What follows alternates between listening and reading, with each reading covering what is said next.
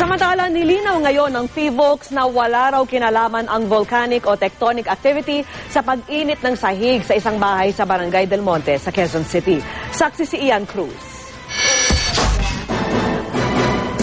Nananatili pa rin ang agam-agam ng pamilya Filio sa hindi pa rin matukoy na sanhi ng pag-init ng sahig sa sala ng kanilang bahay sa Barangay Del Monte, Quezon City. Pero kung sa testing kahapon ng pamilya ay inabot ng 10 minuto ang pagluluto ng itlog sa init nito, kanina tumagal daw ng 30 minuto bago naluto ang itlog. Patunay umanong naiibsa na ang pag-init ng sahig.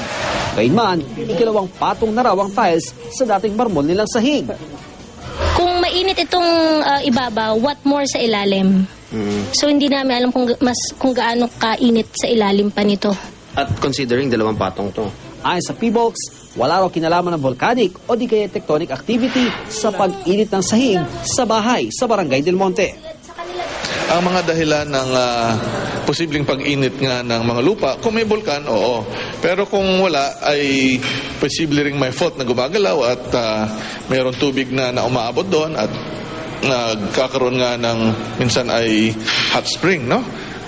Pwedeng uminit ng konti ang lupa. Pero sa pangyayaring ito, discounted kaagad yung possibility na may volcanic activity or wala namang fault dyan. Kaya kailangan daw alamin ang kasaysayan ng lugar. Halimbawa, kung may natabunang basura o swampy area na pwedeng maglabas ng init. Isinantabi naman ng isang eksperto ng UP College of Engineering ang posibilidad na may naimbak na kemikal sa ilalim. Kasunod ng natanggap na balita ng pamilya Filio na chemist umano nagpatayo ng bahay noong dekada 50. Sabi ng eksperto, sakaling totoo, matagal na raw yun para magkaroon pa ng chemical reaction. Balak ngayon ng Quezon City Department of Public Order and Safety na humingi ng tulong mula sa Philippine Nuclear Research Institute, gayon din sa Mines and Geosciences Bureau.